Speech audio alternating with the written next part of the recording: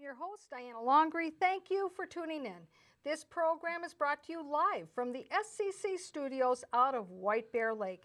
And through a cooperative agreement, this program is also simultaneously broadcast to those studios out of the CTV viewing area, the Roseville studios.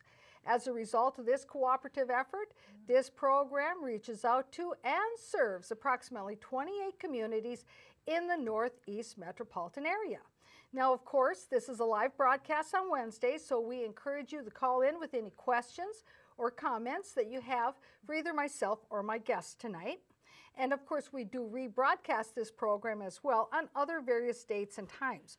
So if you're watching this program on a date other than March 30th, 2011, well, please don't call in because we won't be here.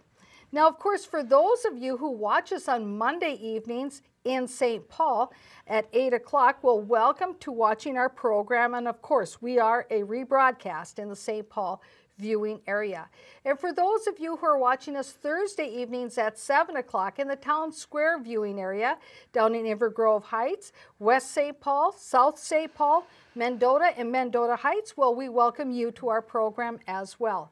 And one of the things that I always mention to all of our viewers out there is that if you know of something that you think should be on public access, that we should talk about, or some organization that's doing great things in our communities, or a public policy issue that you think that the mainstream commercial media just isn't giving enough time to or covering it in a full and complete way, well, give me a call, send me an email, find me on Facebook. And you know what? We'll get your information out here on Off the Record News. That's the great thing about public access TV, is it's your TV as well. Be part of this discussion. Be a part of what we do. And I think now with that, I'm going to introduce our guest here tonight, Ms. Christine Huff. And of course, she is somebody that I met who is doing a program over in the St. Paul viewing area. And I thought she had such an interesting topic. I wanted to be sure to introduce it to all of the viewers in the other viewing areas that this program reaches to that maybe haven't heard of or seen her program. So with that, I want to welcome Ms. Christine Huff. Thank you very much, Christine, for coming on the program. Oh, and thank you so much for having me. My goodness, what an inspirational speech. I'm so excited to be a part of cable access now. Like, wow, voice to the people. That's right. Well, fantastic. And you knew that you enjoyed being part of public access, but now you know why. Yeah, exactly. I'm so excited. Thank you so much for having me tonight. Yes. So now for our viewers, why don't you give them a little introduction about yourself? And, you know, of course, we've got the name of your program up on the screen, Healing Arts 101. Mm-hmm. But, you know, you can talk to our viewers, tell them a little bit about who you are and really your inspiration for your program. Wow, my inspiration for my program started a while ago. I started studying. Let me start from the beginning. Yes. I am a Reiki master, and Reiki is a form of relaxation that promotes self-healing, and it's really beautiful spiritual healing work. It's similar to massage, but it's hand placements rather than hand movements, and there's a lot to it. But I started studying Reiki about 7 years ago, and this path of understanding the different pieces of that, a lot of different things that it takes for us to be healthy. There is so much that it takes to be healthy. It's not just about drugs. It's not just about surgeries. It's about understanding who we are as people, making sure that we're happy, that we're supporting a path that we're living the kind of life that we'd like to live, and so I started teaching, and I've become really, really interested in the healing arts. And the healing arts, I should let you know, is basically, it's a term that people use for alternative medicine sometimes, and it can be anything from modern medicine to alternative therapies that we may or may not be familiar with, such as chiropractic care, acupuncture, colonics, healing touch, healing therapies that all and probably even like biofeedback. Biofeedback, exactly, Yes. which now I've heard that they're calling that heart math now, but biofeedback is a huge one. Meditation, things like that. So Healing Arts 101 is basically an introductory program all about what are these different therapies, because I think it's really important for people to understand what they are. They might feel more compelled to take part of it. Or to seek out an alternative therapist if they understand really what they're about. If you just hear about it in the back of your mind and you don't know anything about it, it sounds weird, or it sounds like, I just think it's that awareness is key to embracing things. Right, and I So- think sometimes too is that it might take a number of different types of healing methods to accomplish what it is you're looking for. Because like what you said, it isn't necessarily just taking a pill that's going to make you better, because you could take all the pills in the world, but if your mental state of mind about where you are in the world and how you feel and whatever, if it's very negative, you could maybe take all the pills in the world and you're not improving your outcomes much, because your mental state of mind is bringing you back. Right, and antidepressants aren't going to help you like your job more, for example. Just doesn't, that's not what they're for. They're to help you feel better and rebalance you. But right, that's right, balance, that's a good word, because it really is sort of a holistic way of looking at things. Yeah. Exactly, and that's what the show's about. Yeah, and we do have a little bit of like introductory film footage from your program.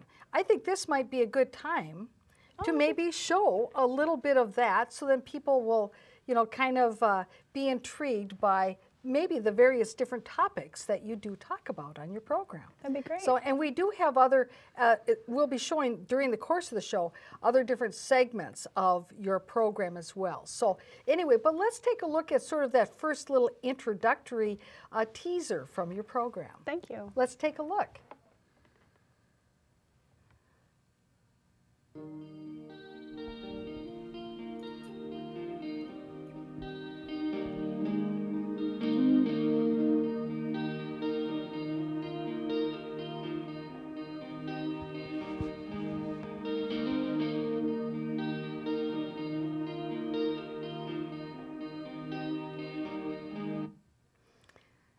Well, there you go. So that's and the music, of course, is very soothing as well.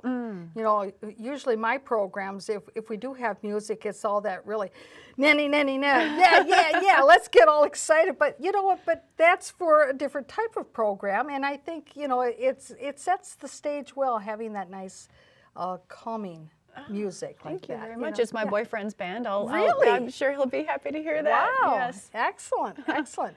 So now, with your program, is your program like a half an hour long or an hour long, or how do you, it looks like you have guests on from time to time. Tell us a little bit about the format of your program. Sure. Well, the format is each episode I interview either a different healer who practices a different healing art that I'm focusing on that week, or, and I haven't done this yet.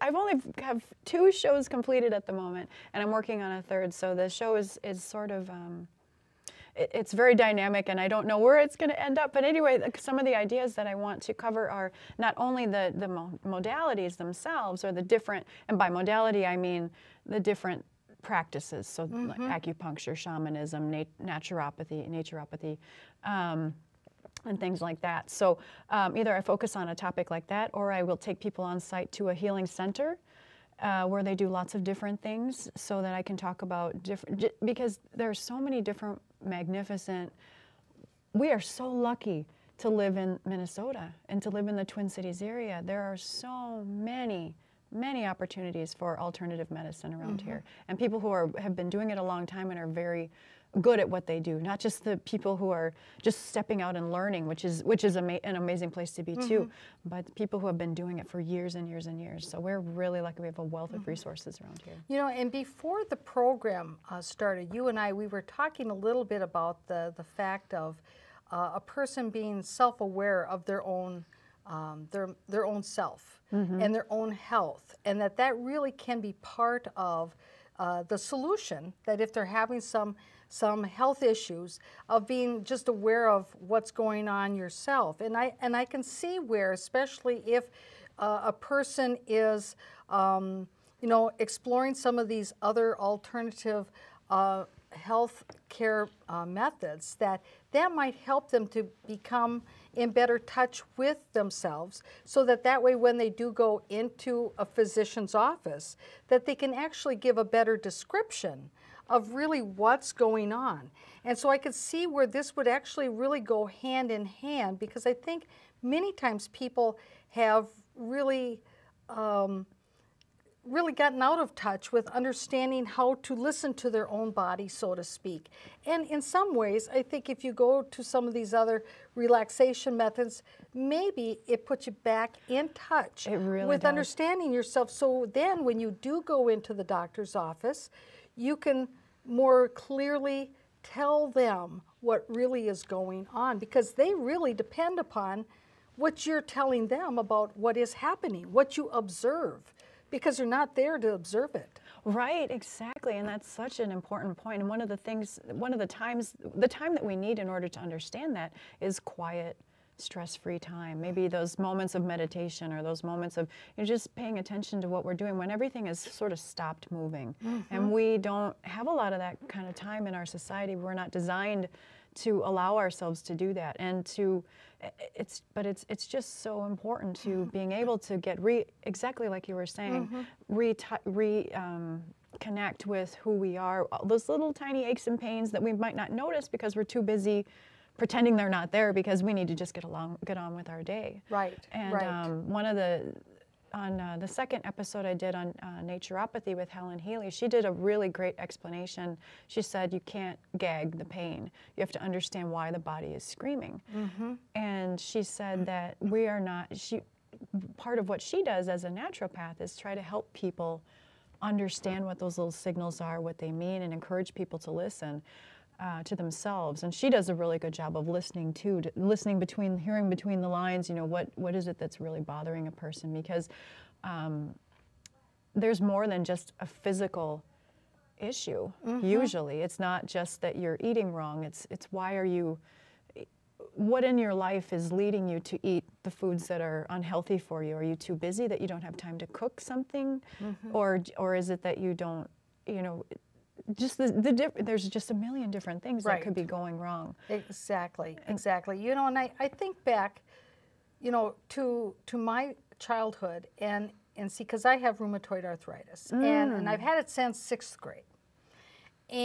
But one of the things that, of course, when I was younger, there was a lot of pain involved. But when you and I were talking before the program about the importance of being able to understand how your body's feeling, or what are the signals, or how you can actually, with your own biofeedback, so to speak, be able to try to manage some of that. You know, you can, but you really do have to focus on how that's going to work.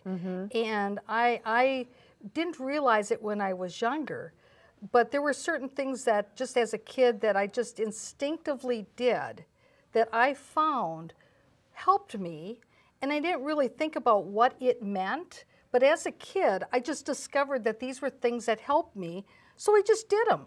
Can you give an example? It's really interesting. Yes, well, you know, I would say here's a good example, is that I would know, see, I worked in the school library during study hall, because I didn't want to have to sit in study hall. So the best way I found to get out of study hall was to volunteer to work in the library.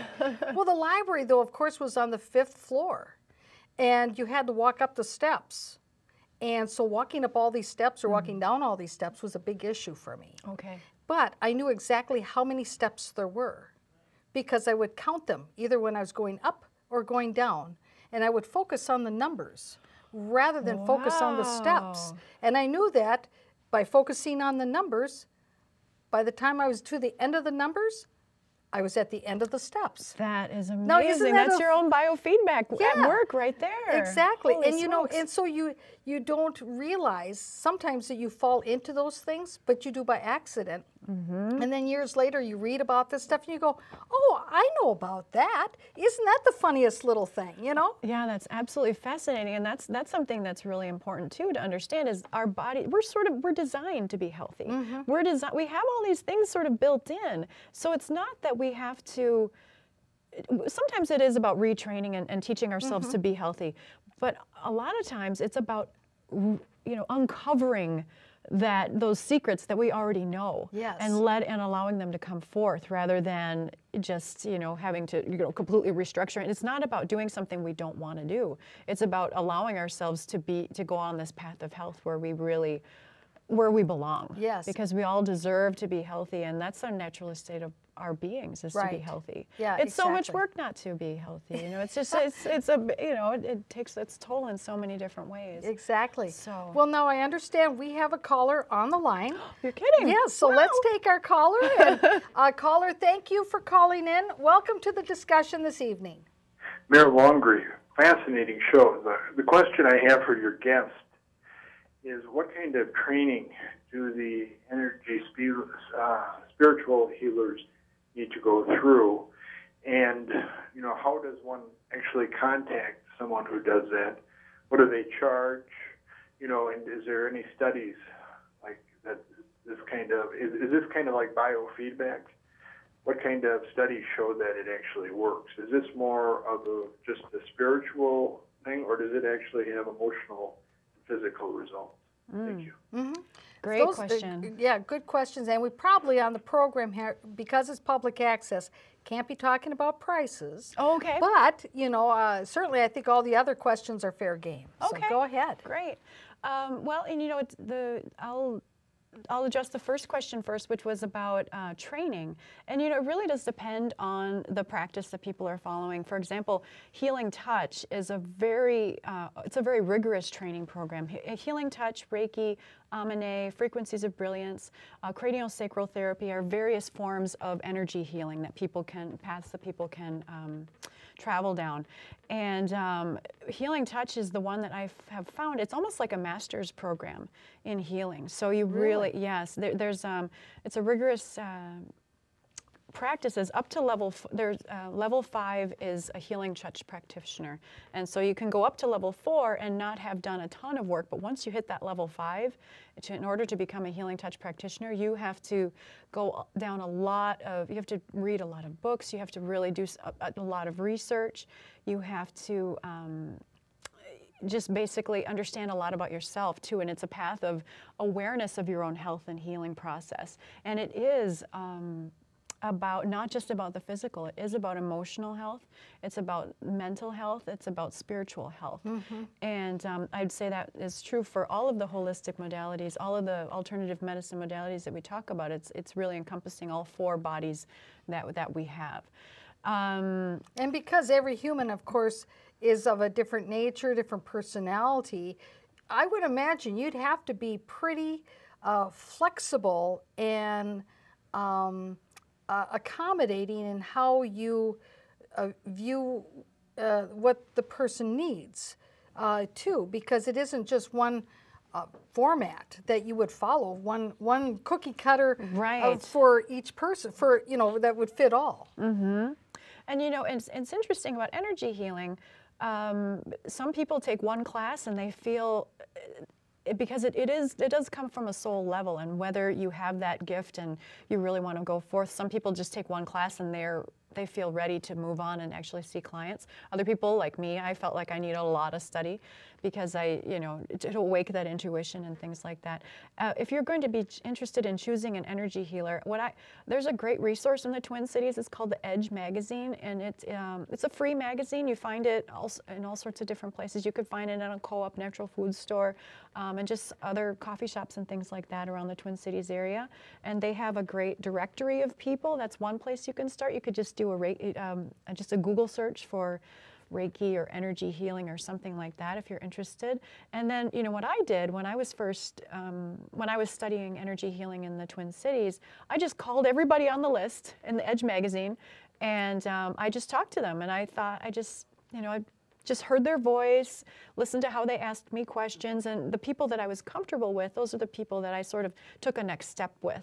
So because of the nature of this work, you feeling comfortable as a client is so important. So if you get someone on the phone, it doesn't matter how much, even if they've had a lot of training, if you don't get along with them, or if you feel like maybe something not working, or you feel uncomfortable, it's really not going to help. Right. So, and it sounds like much the same type of way that if you were selecting a therapist or a psychologist or a doctor or even a dentist or an attorney, that, you know, if you don't have a personal connection with them where you feel like you can trust them, that somehow or other that you can, that the two of you can communicate whatever it is you have to communicate about, and that they can understand where you're coming from. I mean, if those are the kinds of things, I mean, like you said, somebody can have all the proper credentials and the background and the experience, but on the other hand, if you don't click,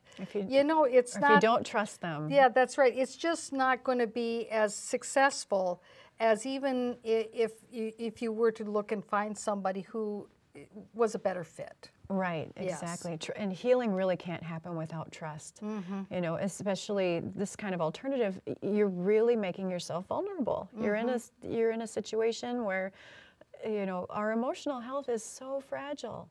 You know, it's different than physical health. You know, it's not like someone's going to strong arm you. You know what I mean, in a situation like. But it's, you know, if you are sharing really personal, deep feelings, and you don't feel that the person you need to share those with is actually going to respond in a helpful way to you, you won't be able to reveal those things, and then you won't be able to go down that path of healing and really deal with some issues that you may not have wanted to face before. You need someone who can help you do that. Right, exactly. Well, you know, I'm an attorney and general practice, and probably half of my practice is like divorce law, you know, or family court, or, you know, child custody or child support or whatever it might be. And there's a lot of emotion and stress and strain in that area of law. So not only for the attorneys who are in that area of law, but certainly, definitely for all the clients who find themselves confronted with some kind of a family law issue.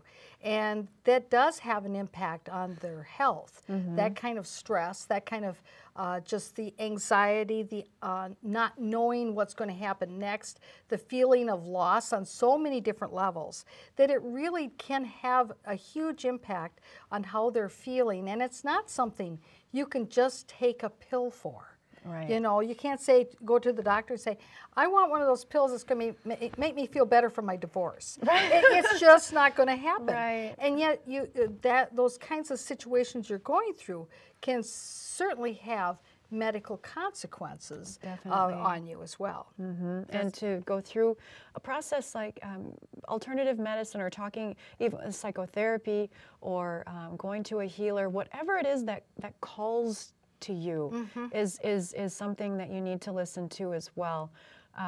When you're considering going down a healing path, and when you do know that you need additional support, that's part of what I wanted. The purpose of my show is as well is not to necessarily promote any one particular healing method. It is more about allowing people to choose for themselves. At any given time in your life, one thing may call to you more than another.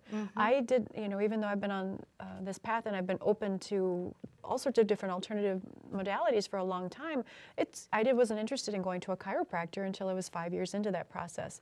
I wasn't interested in going to an acupuncturist until I was 7 years into the process. So it doesn't mean that there's something wrong with acupuncture, or there's something wrong with any of these things. It just means I wasn't in the mood for it yet, or it wasn't what was necessary for me at the time. Right, exactly, that the time wasn't the time yet, because you just don't enter into things just to experiment. I mean, it's because it's right for you at the time.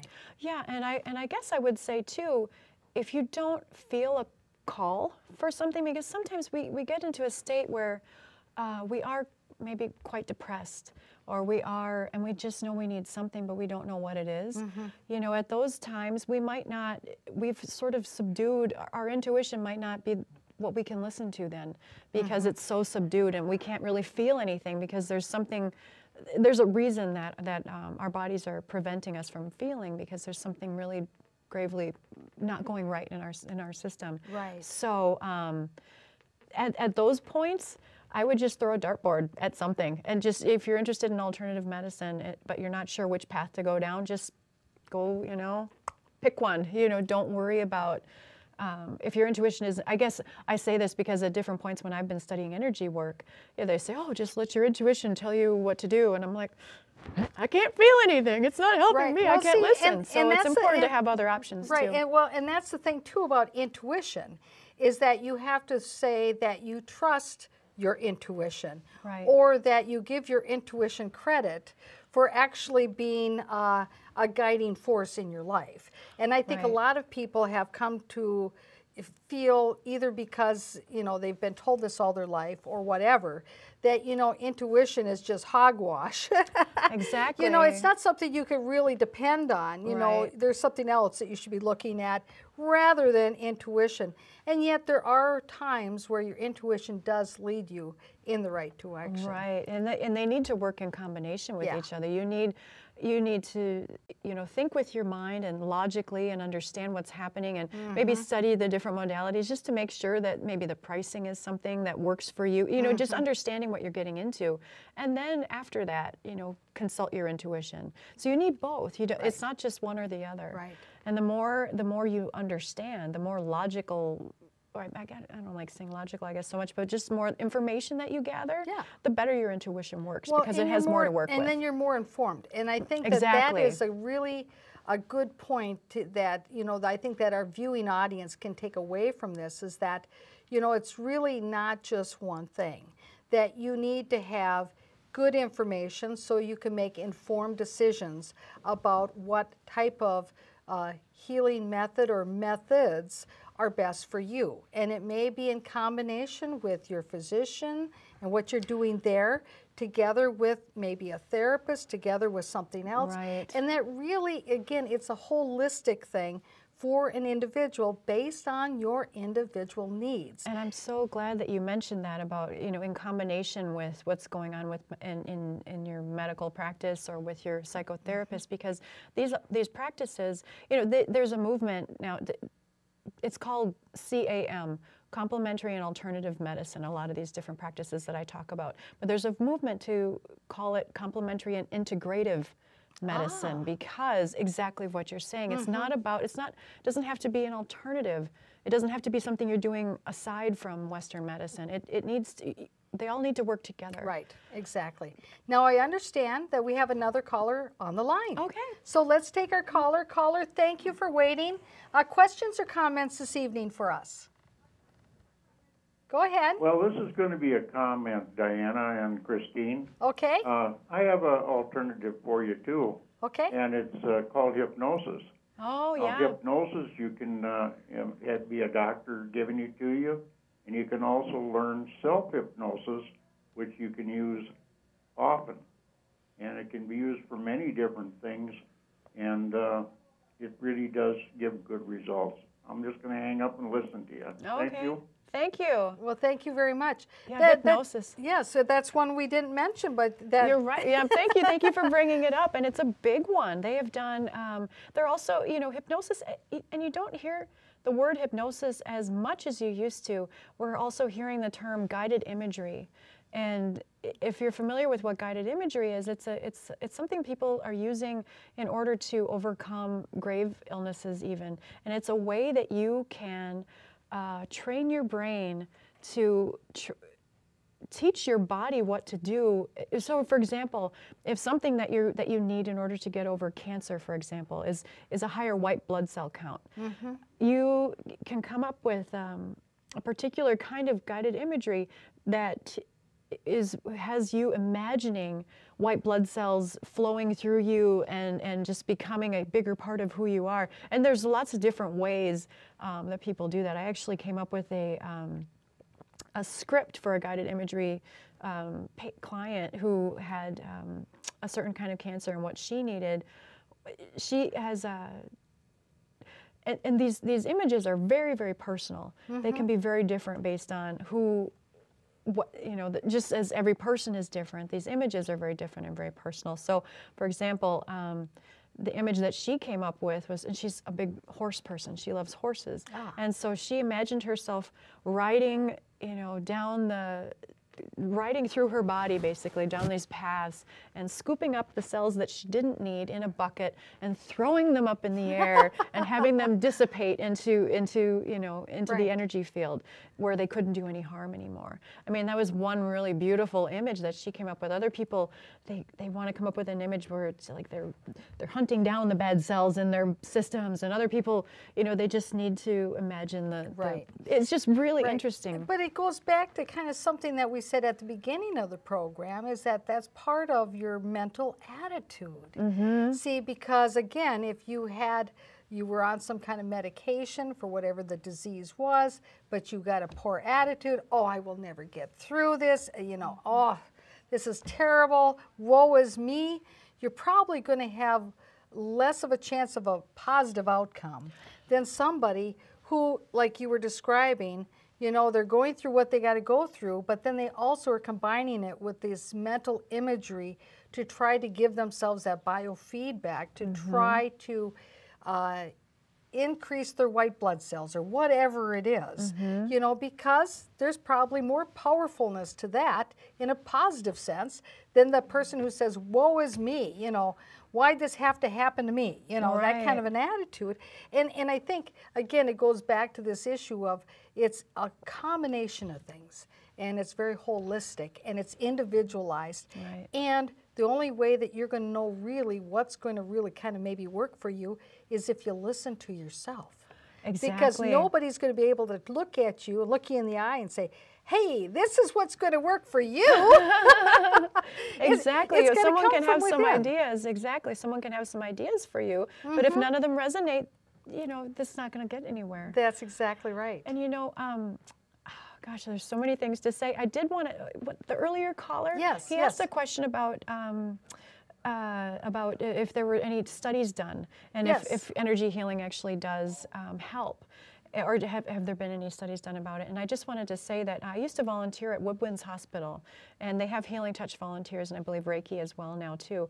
And they actually they were a part of doing a study, or they told us about a study. I'll look it up and find the details exactly, but they found that people who had, if they were admitted for people who had a particular type of surgery, if the people who had healing touch done on them versus the people who didn't, they actually left the hospital twice as quickly. Wow. It reduced their hospital stay. So it really does, that's one piece of evidence that shows how effective it is. And that's an example where you've got a hospital that has folks there on staff, I'm assuming, who are, you know, integrated within the traditional health system. Yes, and that was really interesting. As a volunteer, it was so interesting to see how excited the nurses were to see the Healing Touch volunteers, because they were the ones who could really see the difference in their patients. They're like, oh, here, come down the hall, you know, maybe, I think this person said she was interested, and, you know, it's really neat. It's nice to see it even on that level. That isn't necessarily a study that was done, but it's just nice to see. So, you know, you do feel effective. Yeah, exactly. Now, I know we have some more film footage that you brought along that we want to make sure that we have an opportunity to share with our viewers. Okay. So let's see if they're ready in the back there. Okay, let's take a look, and then we'll come back from this and we'll talk about it. Okay. Research has been done on, more medical doctors know about the use of acupuncture for pain. It's more well studied and more well proven.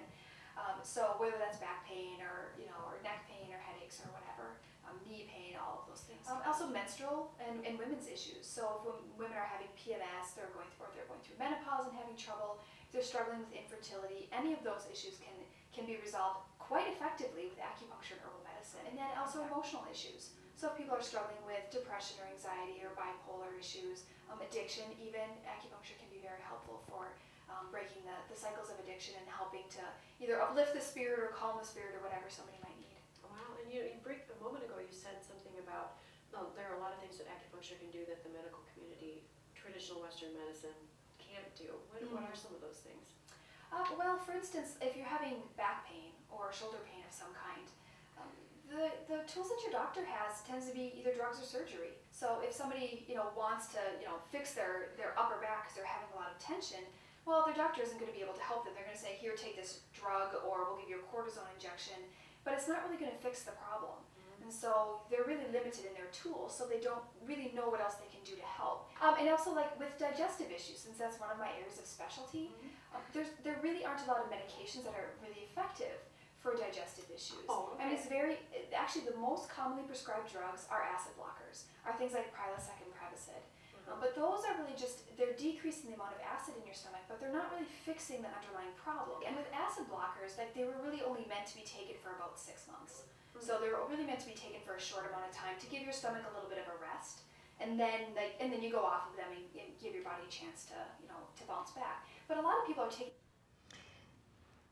Now, of course, that's a very fascinating little excerpt there, because I know that there's probably a lot of viewers out there. They're saying, yeah, I have some issues with acid like that. And I think that certainly I hear from folks that I know that as people get older, they seem to have more and more of that issue. And so if you're 20 years old, you probably very seldom have that issue. But on the other hand, you start getting older, you tend to have that more often.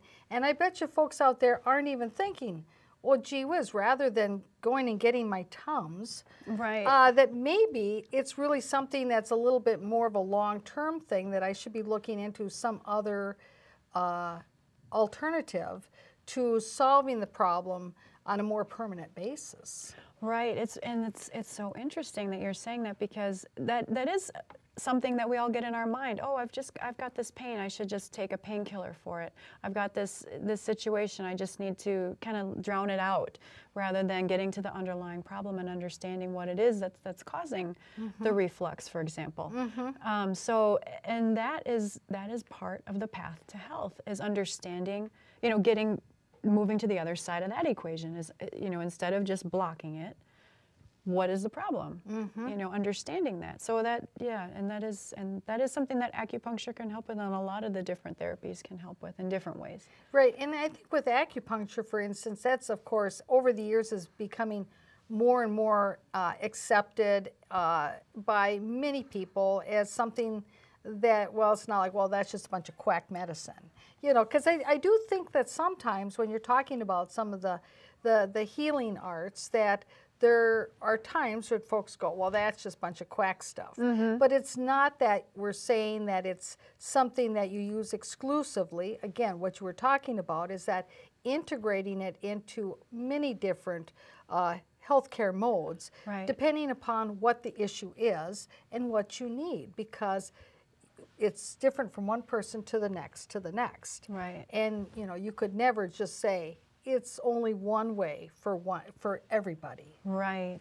And for example, one of the biggest keys to health that they're discovering now, and this isn't necessarily mainstream ideas, but emotional health is so important. Our stress levels, they've done lots of studies about how our stress levels can lead to things like cancer. If we've already, been, at a highly stressful level, and we've got a bunch of other factors that could allow for cancer to exist in our system or in our lives, and then on top of it we experience a time of extreme stress, that can go down that path. It's really interesting. I've read this book. Do you mind if I? Oh, yes, go ahead. Yes.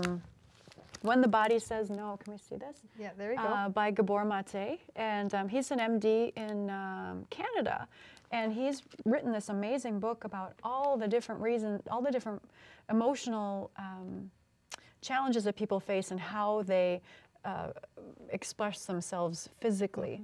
So, and one of the biggest things that happens to people is if they're not able to express their emotions, we're not really taught to do that. And a lot of our families, just be quiet, as a kid even, we learn that when we're kids, not to say when things are bothering us or things like that. We're either trying to protect our parents, maybe they're sick and we don't want them to understand that we feel bad, or maybe there's abuse going on and we're told to be quiet or whatever it is. But that, you know, holding on to those emotions like that really does harm us in a lot of ways. And so, and in the Western medical system, we, you know, they can help us generally physically, but the emotional side is really not supported. So in order to support that yourself, you need to, I would encourage you all to find alternatives and you know, other ways to do that, because our system, we are an emotional system and a physical system and a spiritual system. Right. So we need all of those aspects of ourselves supported in order to be completely, you know, to get to that picture of health. The human body's not like an erector set. An erector set, you've just got your gears and whatever, and they just go, you know, as long as you got WD-40, it all just keeps working, right? But the human body is totally different than that. Yes. So there's a whole lot more going on. And I like the subtitle of this book that you were showing us. Now, the book, of course, is When the Body Says No. But the subtitle is Understanding the Stress-Disease Connection. And I just think that, of course, is something that, again, that when people start reading about the stress-disease connection, whether or not it's through this book or some other venue of some sort, that, you know, then they start to realize, gee whiz, those things that put stress in my life, okay, I guess I've got high blood pressure. Why is it I've got high blood pressure? Aha! You know, maybe it's partly because, you know, of the diet, partly because of the stress, partly because of who knows what. Hereditary factors are in there too. That's right. It could be all kinds of things, but there's all these interconnections, and trying to understand how it is for yourself helps you then to decide how are you going to take a path, combining all these tools available to a person today. How are you going to take and combine these tools to have a path towards good health? And I think you mentioned earlier that not being healthy is a lot harder than being healthy. And I think I agree with you. I think, you know, because if you are experiencing an unhealthy lifestyle, or you're overweight, or you've got heart problems or whatever, think of all the things you got to do to take care of that when you didn't have that, you didn't have to deal with any of that, you know, and you know, so it's not as easy as that, of course. But, it's definitely more complicated, and there's all sorts of reasons why we become unhealthy, and a lot of them are emotional. And so let's just take weight, for example. A lot of times, this is another book. I just want to go ahead. Show this one. Okay, here we go. Louise Hay, Heal Your Body. Louise Hay has also started a radio station that's called Hay House Radio, and it's tons of different psychics and, you know, motivational speakers and people who are promoting health in all sorts of different ways. But she has written this amazing book all about the emotional root causes of different diseases and illnesses. And so many of the things come from fear and come from needing to protect ourselves. And one of the things I've read about weight, for example, is that it's actually a protection. In a lot of different ways, we sort of protect it. We need a barrier from us and what's around us that we're afraid of. So it's just an idea. I know it doesn't apply in every situation, but it's fascinating once you start reading about the emotional connection, the ways that you can apply it to your own life, or maybe, you know, just, oh gosh, you know, last year when I had laryngitis, I wasn't actually, there was a big issue in my life, and I wasn't speaking up about it. And that's one of the things that they would say about laryngitis, it's not speaking up for yourself. And really? Yeah, isn't that interesting? Well, you know what? I don't ever recall having laryngitis in my life. So, and people who know me, they would go, yeah, there's probably a reason why she never had laryngitis in her life. And you know, and not speaking up for yourself can manifest itself in other ways too, I suppose. Yeah, that's right. But I mean, it's just really interesting. You can go through your physical health and take a look at this book and kind of go, oh, that's right. That was the time where, you know, I had just moved to a new city. I didn't know anyone. I was really stressed out. I was totally confused, and then I came down with this crazy cold or whatever it is. Right. That, and a lot of times too, again, when you're having stress in your life, I think it also weakens your body when it comes to the fact of being susceptible to germs around you and all that kind of thing as well. Because again, you're at a weak point, and then the germs that are around you, well, they just somehow know that. So Yeah, they do. They just take advantage of any opportunity they can get. that's right. So let's take another a moment here and show another film clip. Okay. And because we only have about a little less than 15 minutes left of the program, so we want to make sure that we get at least another film clip in. Okay. So let's take a look, and we'll return after we have a chance to look at it. Acupuncture.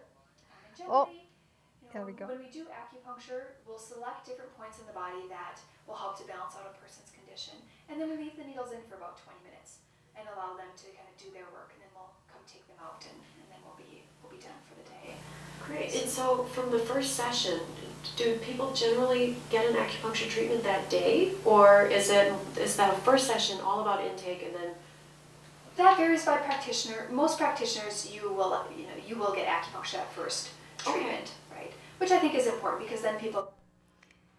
So anyway, so this was showing a little bit of the placement of some of the needles and talking a little bit about that. And then if we could move ahead to like another little episode, maybe about a different type of healing, because we do have a little time where we could show a little of that too. Oh, great. But I found that this was very fascinating with her talking about, a little bit about the placement of the needles. And I think that people are wondering, if you go in, do they have a treatment right away the first time you go in? Right. That's a good question. Yeah, and what I'm trying to do with my show is to really go through all the steps and let people know exactly what they can expect from a first session and then on. And in an acupuncture session, the first session, you will have a long conversation with the acupuncturist about what is all going on in your life. They really spend a lot of time with you, trying to understand who you are and what you're coming to the table with. What are you there for? And then you do actually get an acupuncture session during that first time, and which is great, I think, and just for the reasons that she says, just so you can see if you like it. Right. What if you decide, oh, this is a great person, I would love to try acupuncture, and then you start down the path, and then you come the next time, and you're like, oh, I don't like this, it's scaring me, or whatever, just whatever reaction you might have. You just want to make sure that that you know what you're getting into. Yeah, so. that's exactly right.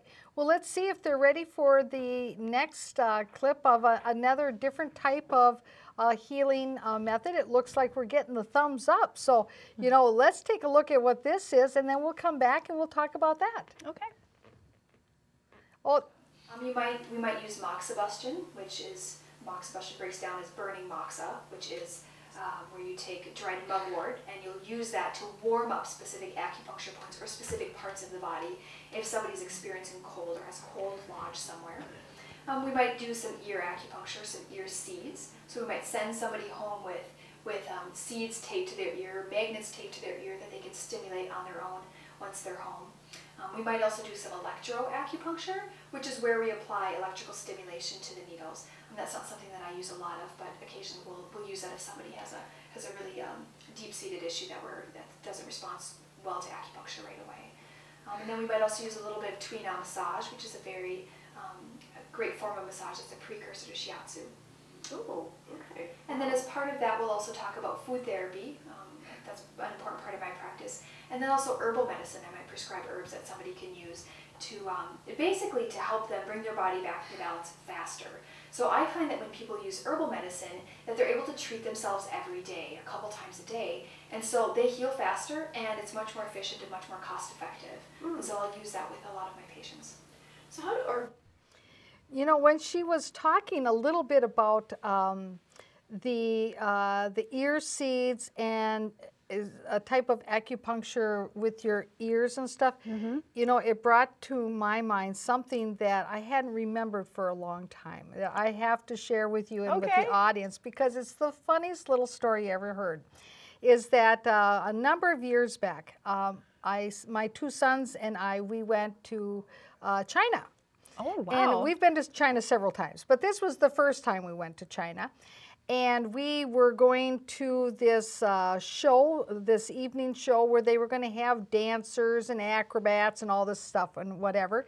And we got there a little early. And of course, there was a person who was doing acupuncture who was going from table to table as a vendor trying to get customers while they were waiting for the show to start. Wow. And so that if you had a stiff neck, for instance, that they would put their little acupuncture pins just exactly in the right spot for a stiff neck. And you know, it really worked. Oh my and gosh, then they that's also really cool. had this little thing where to clear out your ears.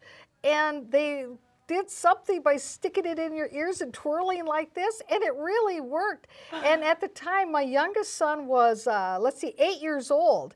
And oh, he just thought it was the funniest thing because it just tickled. It was like it tickled his head, and it made his brain wiggle, kind of, you know. How funny. And he was just all silly and giddy. And you know, I'll tell you, his personality that whole night was really positive. I mean, he's generally positive, but I'll tell you, he was really positive that night. Wow. But it was, I kind of forgot about that experience until she talked about that.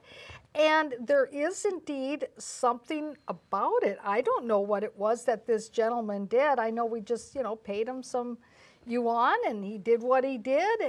And then by the time the show started, we were all feeling really good. So it was amazing, amazing things. So yeah, and one of the things that Senia Tuominen, who was the acupuncturist we interviewed, and also Helen Healy, who was the naturopath that I interviewed so far, they both talk about how when the body can get so far out of balance that there's no, what Senia said is sometimes there's no amount of eating right and getting enough sleep that's going to get your body back to balance. So one of the things that acupuncture does is sort of just unleash those blockages in your system so that you can become more healthy. And so it's really interesting. And that's what Helen Healy said too. You just need to, you know, sometimes you need to, what she said, which was so cool, I thought, was you need to dive for the pearl. Sometimes you need to dive for the pearl and just go and treat yourself really well. Take, you know, your herbal remedies or whatever it is that you're working with. Make sure that every single thing that you do for yourself is a way to make you healthy. But that's not a permanent situation. That's just, you know, a temporary situation. Right, exactly. It's your therapy until you get to the point where you've achieved, or she calls it achieving that pearl. Right. You find that pearl, and then you can go back to a more balanced, you know, just right, normal exactly. life. And I think that's an important point that you make, is that there's not any one silver bullet. Right. That you're not just going to go in one time and finally find out, oh, it's the silver bullet. Now everything's all right as rain. Because quite frankly, it's a building process. Right. And no matter what it is that you're doing, you have to build on it. And another little story that I'm remembering too from when we were in China is that she was talking a little bit about some massage type of massage that she was talking about. Well, I don't know that much about different types of massage, but I know, again, when we were in China, my youngest son and I, we decided that we were going to spend the extra money and go to a place where they did, their specialty was foot massage. Now, I don't know exactly what kind of foot massage it was. I can't really tell you that, but I'll tell you there was something different about the way that they weren't just, you know, rubbing your feet. There was something about how they were doing it, like they actually understood where every little bone was in your foot. And then they would go up from your feet through your ankles, up your leg to your knee, and up to the top of your knee. And that was part of the foot massage, was it wasn't just the foot. It was all the way up past the knee. And again, when you got done after about an hour and a half of this, because that's how long it took just to do the foot massage, that when you got done with that, you were thinking to yourself, wow, you felt like you were on a cloud. I mean, it was amazing. Yeah. And again, my 8-year-old son, of course, today's his birthday. He's turned 19. Oh. But anyway, he was 8. And I'll tell you, he was, again, it was just like he was giddy on top of a cloud just floating along. And I could understand why he felt that way, because I felt that way.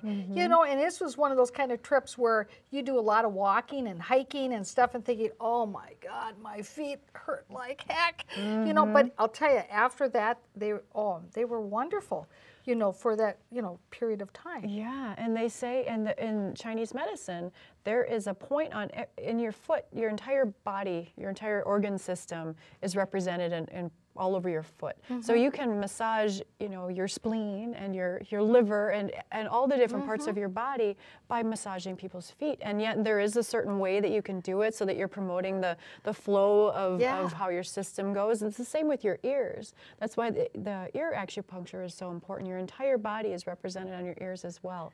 So there are ways, you know, I'll just tell one little trick that I learned. Yes. Oh my gosh.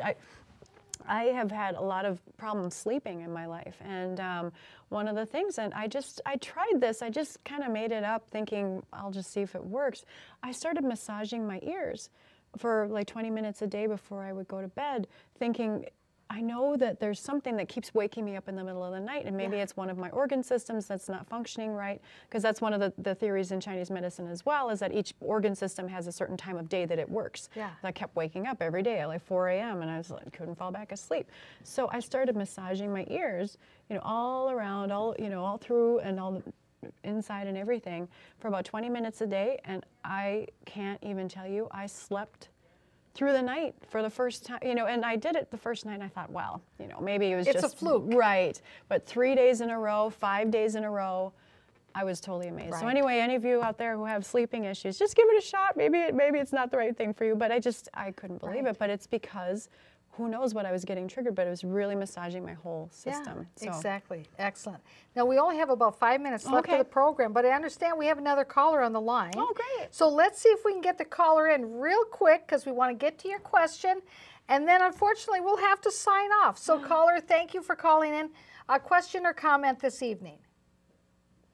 Go ahead. Interesting show, and I've had some healing touch and aromatherapy, and let's see, I can't remember what else, but found it very effective. Oh, wonderful. Good, good, excellent. And the healing touch, very relaxing. In fact, it put me to sleep.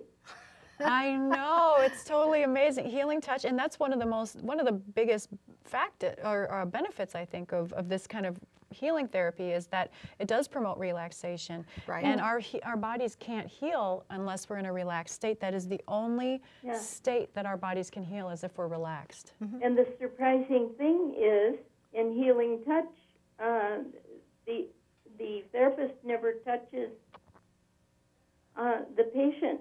So I don't just understand how it works, but it does. Wow, you must have, there are different techniques in healing touch. Some of them are hands-on, so there are some where the healer does have their hands placed on you at different points, and there are some that are completely off the body. Right. So you might have been working with someone who focuses on working off the body, which is something I really enjoy doing too. But I do some hands-on and some off the body. That's really interesting. Yeah, but you could feel a difference, right? Yes. Yeah. Wow, very fascinating. much. Thank you so much. Yeah, well, thank you very much for calling in. Certainly, this show has gone by so quickly. I'm bummed to leave. Yeah, that's it. That's right. Well, and I think the caller, though, brings up a good, idea here, is that, the relaxation that it brings, brings about, that feeling of wanting to go to sleep. Well, again, sometimes people, when they're in pain, it's hard for them to go to sleep because they're all tensed up and they're not relaxed too. I mean, so there's folks out there that like you mentioned, you sometimes had problems going to sleep, or that you'd wake up or whatever. Right. And then there's other people who, and who knows what the reason is, but you found a solution. And other folks, that sometimes it's hard because they're in pain, or they're tense, or we just something don't know else. how. There's so many of us who don't know how to relax. Even if we have the time, we don't know how to. One really great one is restorative yoga, which is, someone said it's sort of like adult nap time. And if you do have issues with relaxation, this is one of the most relaxing, just rejuvenating things you can possibly do for yourself. I'd really encourage anyone out there to try it if you're interested in it, or you feel like it's a draw. Yeah, exactly. So now we have only about a minute left. So with our minute, what would you like to, what last parting words of wisdom would you like to leave our viewers with? I would just really encourage anyone out there who's interested in learning more about their health to really try to focus on understanding themselves a little bit better. It is, it is a journey, so if it doesn't happen right away, please don't get discouraged. Just understand that it's taken us, our entire lifetimes to get to the point where we are right now. So there isn't a silver bullet, like you said. It does all take time, and there are a lot of different therapies out there. If anyone has any questions about healing work, please feel free to give me a call. Or anyway, or can I say that? I don't know. Yeah. My website is healingarts101.com. So you can contact me through there. Yeah, excellent. Thank you very much. And I want to thank our viewers also for tuning in to our program this evening. And of course, stay tuned. There's another program coming up right next, and we'll have another interesting program for you next week. So again, good night and thank you.